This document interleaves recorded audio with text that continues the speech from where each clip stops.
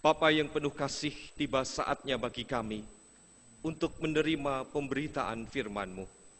Mampukan, kuatkan, dan biarlah kami mendapat nasihat dari firman-Mu itu, yang menjadikan kami untuk dapat melihat sesama kami dengan baik, di bawah takut akan Engkau, di bawah kesukaan bahwa Engkau terus memperbarui hidup kami.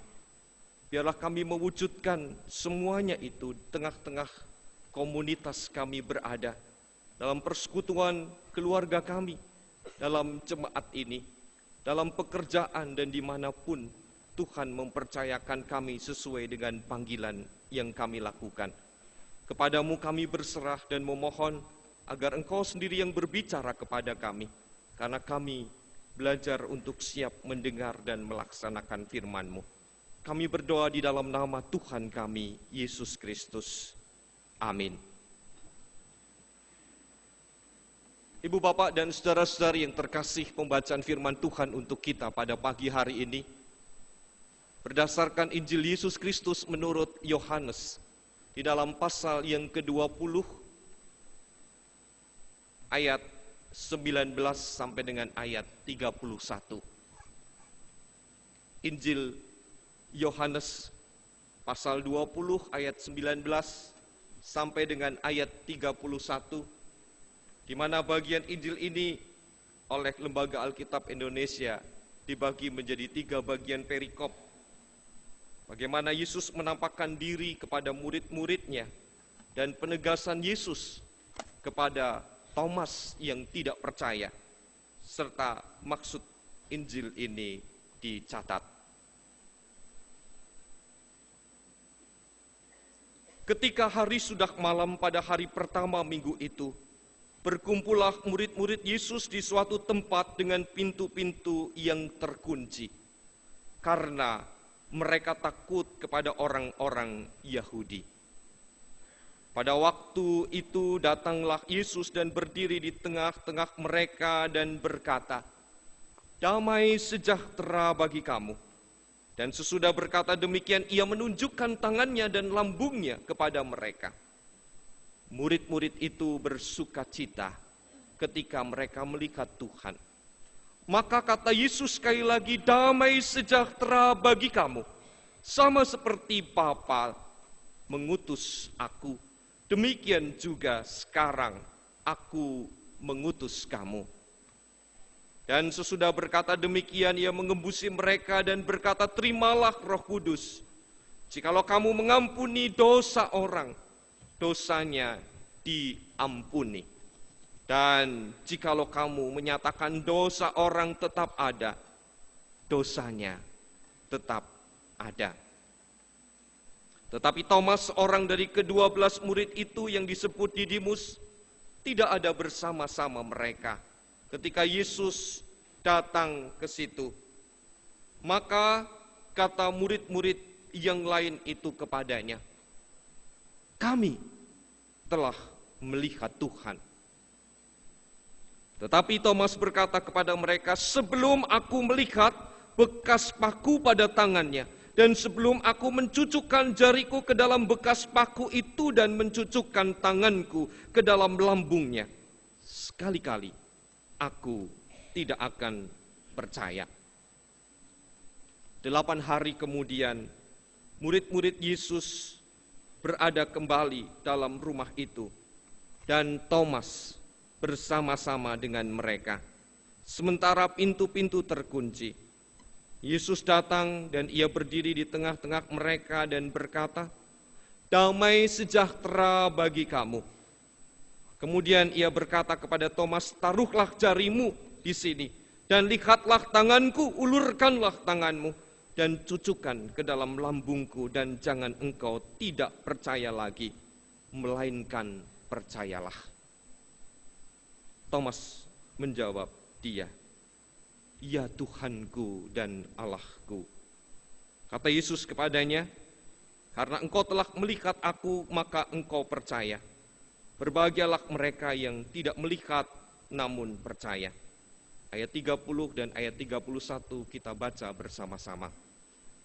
Memang masih banyak tanda lain yang dibuat Yesus di depan mata murid-muridnya yang tidak tercatat dalam kitab ini. Tetapi semua yang tercantum di sini telah dicatat supaya kamu percaya bahwa Yesuslah Mesias Anak Allah, dan supaya kamu oleh imanmu memperoleh hidup dalam namanya. Demikianlah pembacaan firman Tuhan untuk kita pada pagi hari ini. Berbahagialah orang yang mendengar firman Tuhan serta memeliharanya. Haleluya. Haleluya. Haleluya. Haleluya. Ibu bapak dan saudara-saudari yang terkasih, menurut seorang sosiolog bernama Francis Fukuyama, penyebab adanya negara-negara maju dengan negara-negara miskin, bahkan terus terbelakang di dalam dunia ini, salah satu faktornya adalah perbedaan saling percaya di tengah-tengah kehidupan warga negaranya. Bagaimana kita melihat masyarakat di negara itu menaruh kecurigaan satu dengan lainnya. Amerika Serikat, Inggris, Jerman adalah negara di mana masyarakatnya berada dalam high trust, kepercayaan yang tinggi. Karena warga masyarakat dapat dipercaya dan saling percaya, maka kontrol terhadap mereka pun dibuat seminimal mungkin dan sangat efisien. Tidak terlalu banyak biaya yang dihamburkan untuk pengawasan.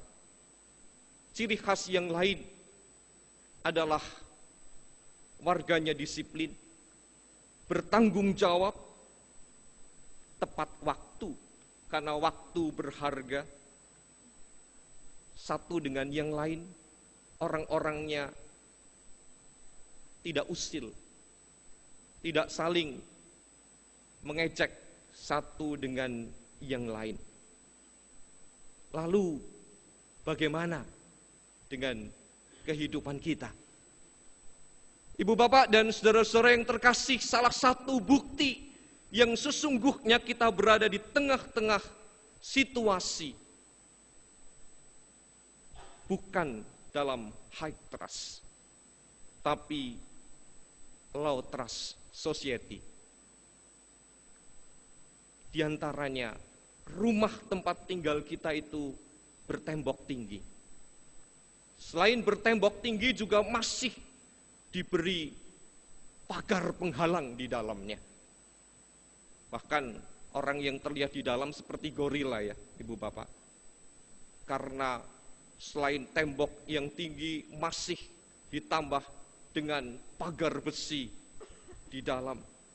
Bahkan perumahan yang dibuat dengan nuansa klaster pun sekarang berubah, diberi tembok dan pagar di halaman depan. Ujian nasional yang dilakukan kalangan pendidikan diawasi oleh polisi. Mulai dari pengambilan soal-soal ujian, pelaksanaan ujian dan lain-lainnya dijaga secara ketat agar bahan ujian itu tidak dicuri, tidak bocor, dan yang lebih penting lagi, tanpa joki. Kantor pos menjadi kurang dipercaya untuk mengirimkan paket. Apa buktinya?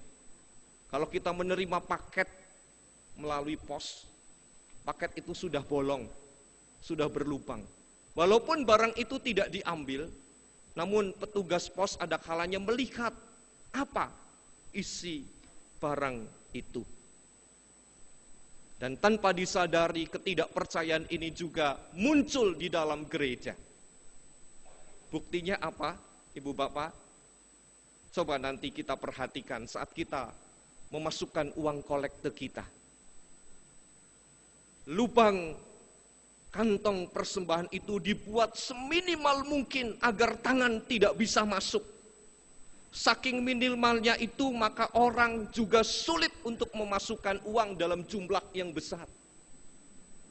Sehingga persembahan itu pun menjadi ala kadarnya. Suka-suka. Karena kesulitan untuk memberi daripada kejindelen, ya, daripada tidak bisa masuk, terjepit, dan ditunggu oleh orang lain. Kita juga seringkali merasa pada saat kantong kolekte diedarkan, para kolektan melihat sampai di mana kantong itu beredar. Jangan-jangan ada yang membawa gunting, karena sudah dibuat sedemikian kecilnya masih bisa diambil dengan cara digunting atau dibawa lari keluar. Apa yang terjadi di tengah-tengah kehidupan masyarakat dan kehidupan gereja? Sesungguhnya membuktikan bahwa kita tidak percaya.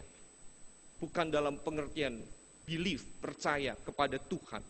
Namun berkaitan dengan trust. Sekalipun kita kenal orang-orang itu satu dengan lainnya di sekitar kita, namun tidak menjamin perkenalan kita itu menjadi beres, menjadi nyaman, dan lain-lainnya. Ibu bapak dan saudara-saudara yang terkasih, jangan katakan bahwa setelah Yesus bangkit dari kematiannya, menjamin murid-murid dan pengikutnya bersukacita pada hari kebangkitannya.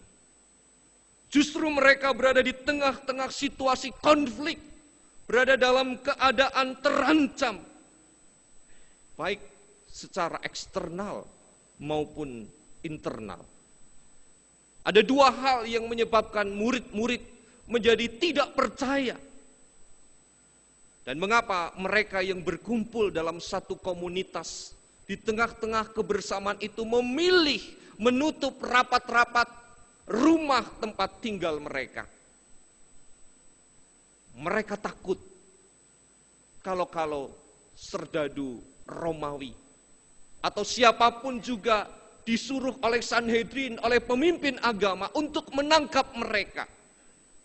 Dan mereka akan diperlakukan sama seperti yang Yesus alami pada hari Jumat sebelumnya.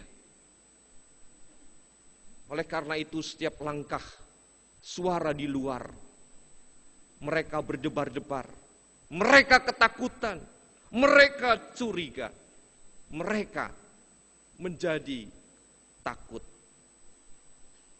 Di antara para murid sendiri terjadi krisis ketidakpercayaan. Terjadi saling curiga satu dengan yang lainnya. Mereka kecewa dengan peristiwa menjelang hari Jumat yang kita kenal dengan nama Jumat Agung. Karena mereka melihat bagaimana seorang Yudas yang bersama-sama dengan diri mereka di tengah-tengah kebersamaannya, bahkan dia adalah seorang bendaharawan, namun justru ia tega menjual Yesus dengan menukar dengan sebanyak 30 keping uang perak. Namun Yudas lebih memilih tidak menyelesaikan persoalannya dan mati bunuh diri. Mereka juga kecewa terhadap Petrus yang dihormati karena senioritasnya, karena ketegasannya pula yang ternyata demi keamanan diri 3 kali Petrus menyangkal Yesus. Di tengah mereka sulit untuk diketahui siapa sesungguhnya yang menjadi kawan dan siapa sebenarnya yang menjadi lawan. Krisis kepercayaan itu begitu besar sehingga tidak salah kalau mereka merenung mereka mengurung diri. Berita kebangkitan Yesus yang telah disampaikan Maria Magdalena pada pagi-pagi dengan berteriak, Yesus sudah bangkit, Yesus sudah bangkit, tidak dipedulikan. Apalagi paradigma masyarakat melihat perempuan itu tidak dapat dipercaya kesaksiannya. Atau jangan-jangan Maria sedang berhalusinasi karena ia terbayang dengan situasi yang masih mencekam. Wah, dia masih stres melihat kejadian yang nyata. Jika krisis ketidakpercayaan terus dikembangkan, komunitas murid-murid Yesus itu pasti bubar. Itulah sebabnya Yesus hadir di tengah-tengah mereka untuk menegaskan bahwa dia tidak mati lagi, bahwa dia hidup, agar persekutuannya terus berlangsung. Kehadiran Yesus yang diawali dengan salam khas orang Yahudi, damai sejahtera bagi kamu. Kira-kira hampir mirip salam dari saudara-saudara kita, kaum muslim, assalamualaikum. Lalu kita beramai-ramai seringkali mengatakan shalom, begitu ya. Tanpa mengerti apa sebenarnya kata shalom, lalu dijawab juga dengan shalom. Padahal mestinya bukan hanya shalom ya, shalom alaihim. Lalu kita menjawab dengan alaihim shalom. Ini bukan karena sekedar tren atau tiru-tiru. Salam tersebut memang punya makna yang dalam. Namun bukan pada salam itu sendiri. Yang jauh lebih penting adalah pada Yesus sendiri yang hadir di tengah-tengah mereka. Yesus sendiri yang hadir di tengah-tengah keraguan mereka. Dan ternyata apa yang dikatakan oleh Maria Magdalena itu benar. Bahwa Yesus itu hidup. Yesus hadir di depan mereka. Yesus mau menegaskan bahwa yang hadir di depan murid-muridnya adalah Yesus guru mereka. Yang pada hari Jumat mereka saksikan telah disalibkan hingga mati. Dan kini kehadirannya berarti meninggalkan kubur. Menegaskan bahwa dia juga telah memakai Maria Magdalena, orang yang seringkali tidak dianggap karena status dan keberadaannya sebagai perempuan. Yesus hadir menyediakan bukti atas keterpercayaan sebagai tanggapan krisis kepercayaan di mana murid-murid itu sendiri meragukannya. Itu sebabnya tugas Yesus yang pertama yang dilakukan setelah kebangkitan adalah menumbuhkan trust, menumbuhkan rasa saling percaya di antara murid-murid sebagai satu kesatuan komunitas, satu kesatuan keluarga yang telah dipilih oleh Yesus. Dia mengatakan bahwa sama seperti Allah telah mengutus dirinya. Allah mengutus aku, kata Tuhan Yesus. Demikian juga Yesus, dia mengutus mereka murid-muridnya. Ini berarti Yesus memerlukan orang-orang untuk melanjutkan apa yang dikehendaki Allah bagi dunia. Pekerjaan Allah harus terus dilakukan dan apa yang telah dirintis oleh Yesus itu tidak berhenti. Dan secara sederhana, sesungguhnya diisyaratkan yang Yesus inginkan tidak lagi bergantung dengan kehadiran fisik dirinya yang dibatasi oleh tubuh, oleh ruang dan waktu. Untuk mendukung pesan tersebut diperlukan wewenang sehingga mereka diberi kuasa dengan penyertaan Roh Kudus.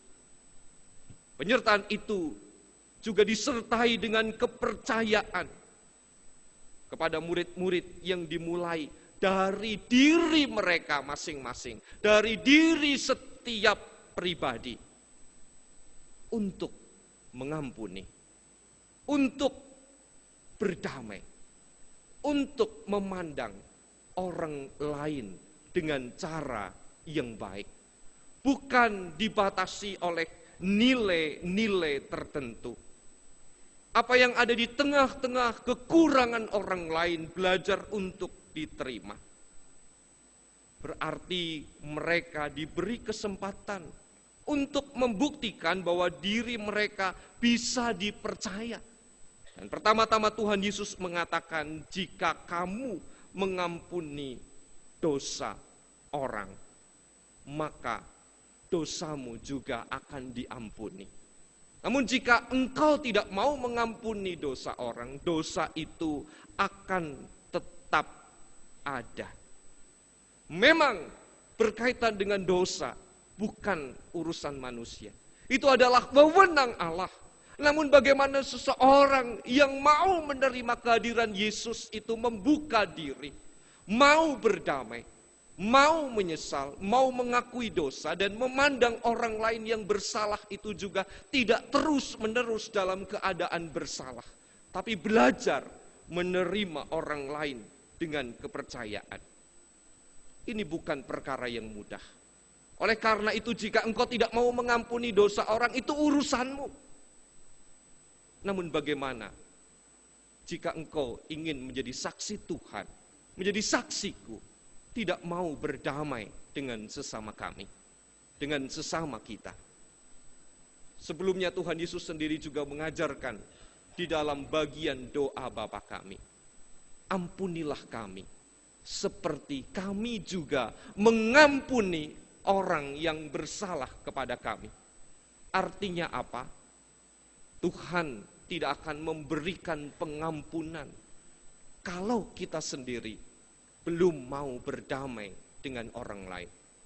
Bahkan di dalam bagian Injil Matius, bagian yang depan juga ditegaskan, jika engkau memberikan persembahan, ini perkara memberikan persembahan ibu bapak dan saudara. Jika engkau belum berdamai dengan saudaramu, tinggalkanlah persembahan itu dan berdamailah dengan saudaramu. Bukan sekedar memasukkan uang, bukan sekedar memberikan hidup kita untuk Tuhan sebagai persembahan. Namun bagaimana sesungguhnya kita juga mau melihat orang lain sebagai sesama kita. Jika mereka menyediakan diri untuk berdamai, maka Yesus mempercayai diri mereka siap untuk melakukan tugas yang besar. Tentu berita sukacita atas kehadiran Yesus itu menjadi kesukaan besar bagi para murid. Bukan hanya karena kebangkitannya, namun bagaimana mereka menjadi berharga di depan Yesus. Mereka tidak lagi curiga satu dengan yang lain. Dan karena mereka dapat membangun komunitas di tengah-tengah lingkungan yang kecil, mereka juga akan dapat dipercaya di tengah-tengah lingkungan yang lebih luas. Kemana mereka akan pergi, kepada siapa mereka akan menjumpai kehidupan yang menyatakan Kristus di dalamnya dengan cara berdamai, menjadi contoh yang nyata dalam panggilan hidup murid-murid itu. Namun satu di antara 11 murid yang masih hidup meragukan Yesus yang bangkit, karena pada saat Yesus hadir di tengah-tengah mereka pada hari pertama minggu itu setelah kebangkitannya, seorang yang bernama Thomas sesumbar mengatakan, sekali-kali aku tidak akan percaya sebelum aku membuktikan kalau Yesus itu bangkit, dan sebelum aku mencucukkan jariku ke dalam bekas paku pada tangannya dan pada lambung yang ditusuk itu. Ibu bapak, bukankah tindakan Thomas juga sama seperti kita? Kita seringkali telah mendengar berulang kali tentang berita keselamatan, tentang apa yang terjadi, tapi kita butuh hal yang nyata, yang lebih meyakinkan untuk percaya kepada Tuhan. Apakah kita harus membayar mahal seperti yang dialami oleh Saulus untuk menerima Yesus harus dibutakan terlebih dahulu, atau kehilangan orang-orang yang kita kasihi dan dengan cara yang lain.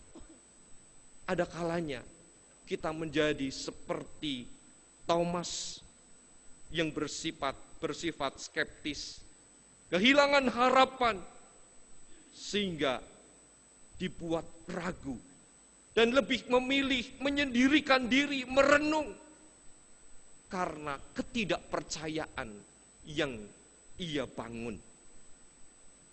Thomas yang pesimis itu meminta tanda dan bukti yang harus diwujudkan. Namun apa yang terjadi ketika Yesus benar-benar hadir di depan mereka, ibu bapak dan saudara? Pada saat Yesus mempersilahkan Thomas untuk mencucukkan jarinya ke bagian di mana ia ditusuk paku dan lambung yang ditusuk tombak itu.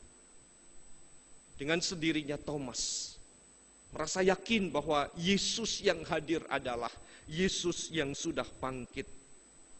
Akhirnya Thomas percaya kepada kebangkitan Kristus. Tetapi kebangkitan itu juga menjadi sumber semangat dan inspirasi bagi seorang Thomas yang sebelumnya menjadi seorang pengecut, seorang ragu-ragu.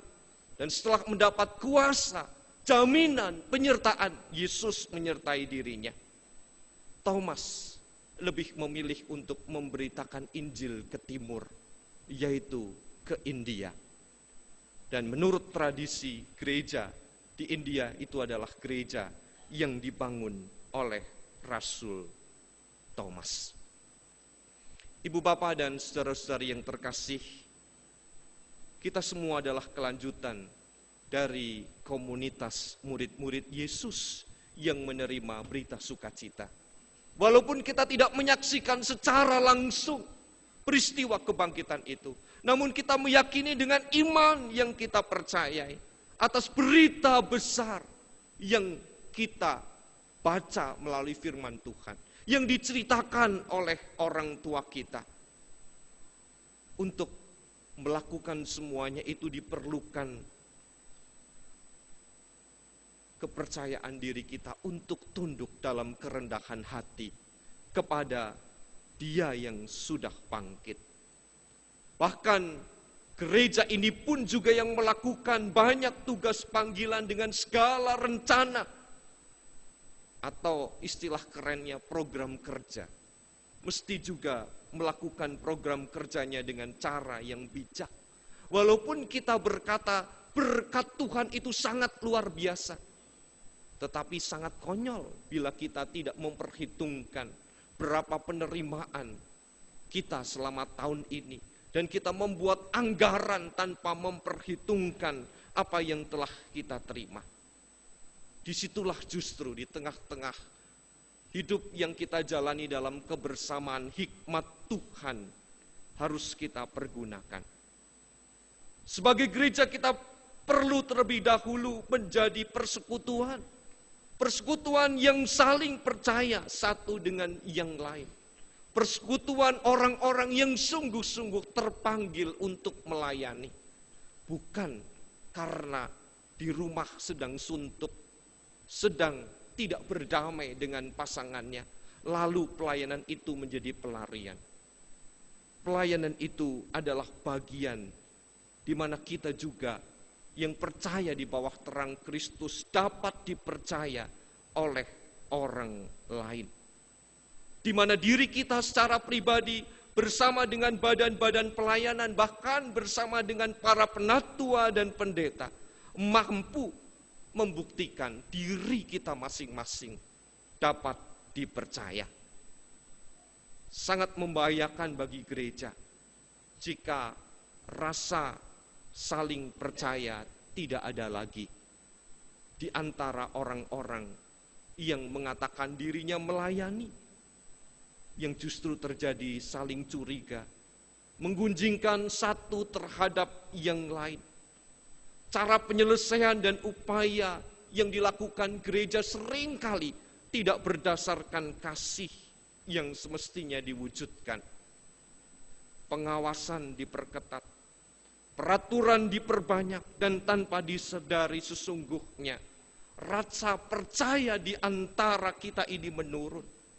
Karena kita sibuk mencari-cari kesalahan orang lain. Kita sibuk menilai orang lain tanpa melihat diri kita dan Kristus yang sesungguhnya mengubah kehidupan kita untuk tidak berpikir secara secara fisik, untuk tidak berpikir secara negatif, untuk tidak berpikir secara ragu-ragu. Lalu bagaimana gereja bisa bersaksi keluar kalau diri kita masing-masing belum mampu untuk mewujudkan panggilan itu dengan baik dan benar? Bapak, Ibu, dan saudara-saudara serta saya adalah orang-orang yang sudah dipilih Tuhan, yang hidup di tengah-tengah komunitas yang bernama gereja. Gereja ini akan menjadi saksi Tuhan kalau di rumah kita juga sudah menjadi pelaku firman yang baik. Kita dapat dipercaya di tengah-tengah lingkungan pekerjaan kita.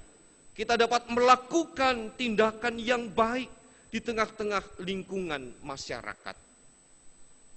Kalau hari ini, nanti pada pukul 10 akan dilaksanakan peneguhan bagi 38 orang penatua baru. Dan 33 orang penatua akan mengakhiri masa pelayanannya. Orang-orang yang dipanggil untuk memperlengkapi pekerjaan Tuhan itu adalah orang-orang yang kita anggap sebagai orang yang baik. Dan kita berproses melalui apa yang telah kita lakukan, melalui pemilihan yang berlangsung selama beberapa bulan. Dan kita harus meyakini bahwa mereka menjadi orang-orang yang dapat dipercaya untuk menjadi pemimpin, untuk menjadi pelayan, untuk menyediakan diri. Dan suatu saat ibu bapak dan saudara-saudara pun akan memperoleh kesempatan seperti saudara-saudara kita yang akan diteguhkan. Bukan karena kehebatan mereka, bukan karena kekayaan mereka, tetapi karena hidup mereka yang mau menyerahkan diri untuk Tuhan. Bukan semata-mata mereka ditempatkan di tempat duduk di depan dalam setiap kebaktian. Namun juga bagaimana seorang penatua mau menyediakan diri di tengah-tengah panasnya terik matahari ketika menyambut pengunjung kebaktian di depan. Sebagai perwujudan wajah gereja yang ramah terhadap setiap pribadi. Juga mau berada di belakang untuk mendorong mereka yang undur, mereka yang kecewa. Berada di tengah-tengah untuk mau menerima kritikan, menerima informasi, menerima masukan, dan lain-lainnya. Kesediaan mereka juga sama dengan kesediaan diri kita, yaitu mau menjadi orang yang dipercaya oleh Tuhan, mau menjadi orang yang diutus dimanapun kita berada, agar komunitas kita menjadi lebih baik, menjadi berarti. Tuhan menyertai dan memberkati kita. Amin.